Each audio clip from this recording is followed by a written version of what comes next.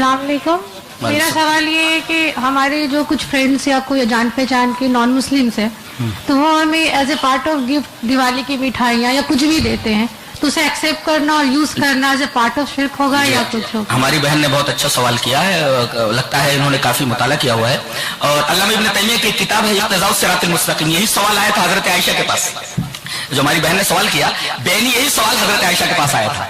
अल्लाह अकबर। अल्लामा इब्न तैमिया अलैहि रहमह ने वो वाक़या नकल किया है कि कुछ मजूसी औरतें, मजूसियों के यहाँ ईरान में एक त्योहार होता है नौरोज और महरजान का, ये दो त्योहार होते हैं उनके मजूसियों के, जो आग की पूजा करते हैं।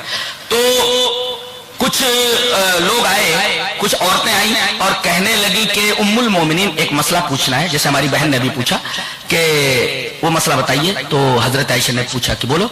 तो उन सहाबियात ने ये कहा कि हमारे घरों में कुछ नौकरानियां हैं। कौन सी? मजूसी हैं वो, आतिश परस्त हैं वो, और अपने दीन पर कायम है वो। तो उनका जब त्योहार आता है नौरोज का या महरजान का, तो वो लोग हमें तोहफे में कुछ ला करके देती हैं। तो चूंकि वो गैर मुस्लिम है, मजूसी आतिश परस्त है, लेकिन हमारे यहाँ काम करती है, अपने त्योहार के मौके पर वो ला करके हमें कुछ तोहफा देती हैं। तो उनका तोहफा कबूल करना कैसा है? ये बहुत ही आलिमाना सवाल है जो बच्ची ने किया।